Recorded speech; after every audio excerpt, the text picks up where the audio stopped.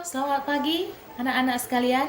Apa kabar kalian? Saya berharap kalian tetap sehat, tetap semangat, dan tetap kuat dalam menjalani hidup ini. Ya, walaupun pada hari ini kalian belajar di rumah, kalian harus tetap bersungguh-sungguh ya. Baik, kalau masih ada yang belum jelas mengenai pemahaman atau penjelasan saya mengenai penyimpulan dan langkah-langkah penyimpulan teks persuasi tersebut, silakan ditanya melalui chat pribadi. Baik. Nah, saya akan memberikan penugasan kepada kalian, ya. Tugasnya hanya dua saja. Ini mengenai materi kita yang lalu, mengenai ajakan tersurat dan ajakan tersirat dalam teks persuasi tentunya, masih tentang teks persuasi. Nah, coba kalian buat satu paragraf teks persuasi yang di dalamnya terdapat ajakan tersurat dan satu paragraf teks persuasi yang di dalamnya terdapat ajakan tersirat. Nah, oke? Anak-anak sudah paham? Baik, cukup sekian dan terima kasih. Tetap sehat, tetap kuat, dan tetap bersyukur dan tetap belajar bersungguh-sungguh. Sampai jumpa di pertemuan selanjutnya. Bye.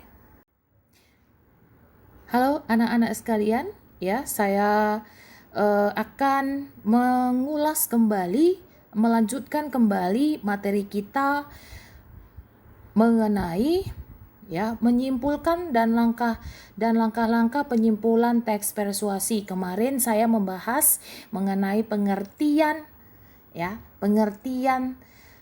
teks persuasi ya. Kemudian saya berikan contoh-contoh teks persuasinya dan ini materi kita yang selanjutnya dan ini adalah materi lanjutan dari yang kemarin ya. Menyimpulkan dan langkah-langkah penyimpulan teks persuasi. Oke? Nah, yang mau kita bahas di sini adalah pengertian dari simpulan. Simpulan itu adalah rumusan akhir mengenai sesuatu, misalnya dalam teks atau wacana. Kesimpulan artinya rumusan akhir, berarti mencari ide atau inti dari teks tersebut apa, ya. Inti dari teks tersebut apa? Kemudian, simpulan yang dibuat disusun berdasarkan pemahaman atau penalaran kita terhadap keseluruhan isi dari teks yang kita baca. Nah, berarti di sini ketika kita ingin menyimpulkan teks atau wacana, kalian harus membaca terlebih dahulu apanya? Teksnya tentu saja, ya. Dan ketika kita ingin menyimpulkan sesuatu, kita harus menyimpulkan dengan bahasa yang santun tentunya, dengan bahasa yang sopan tentunya, dan urutannya harus berdasarkan teks yang asli, ya. Berarti tidak boleh asal-asalan. Ya, harus bersangkut paut antara satu dengan yang lain, harus runtut, ya, berdasarkan pemahaman dan penalaran. Penalaran mengenai apa? Mengenai keseluruhan isi teks yang sudah kita baca. Oke? Nah, selanjutnya ya, di sini perhatikan ada contoh teks persuasi yang saya berikan kepada kalian. Contohnya di sini, susu merupakan penyumbang kalium tertinggi untuk tubuh kita. Untuk mencapai masa pertumbuhan yang maksimal, kita harus meminum susu yang kaya akan kalsium. Susu sehat merupakan susu tinggi kalsium dan rendah lemak pertama di Indonesia, telah diproduksi sejak tahun 1990. Ayo, penuhi kebutuhan kalsium Anda dan miliki bentuk tubuh impian Anda. Nah, itu dia contoh teks persuasi. Nah, berikut kesimpulan dari paragraf tersebut. Ya, berikut kesimpulan dari paragraf tersebut. Kesimpulannya adalah mengajak pembaca itu siapa? Tentunya kita, untuk meminum susu. Ya, karena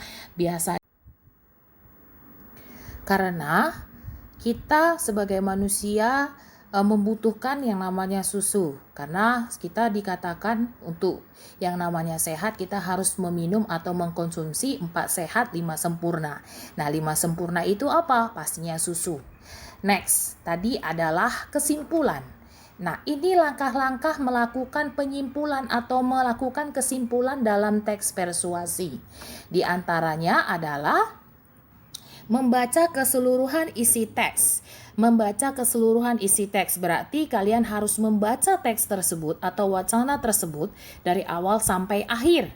Ya. Yang kedua, mencatat bagian-bagian yang penting. Nah, untuk mencatat bagian-bagian yang penting, kalian harus membaca keseluruhan isi teks itu dari awal sampai akhir dengan cermat, dengan teliti, dengan sungguh-sungguh. Tentu saja menggunakan teknik membaca intensif, ya.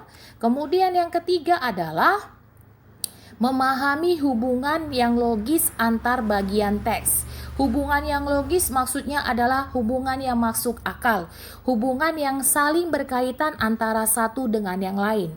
Maksudnya adalah hubungan kalimat yang satu dengan kalimat yang lain dengan kalimat yang lainnya. Ya, yang keempat adalah merumuskan simpulan akhir.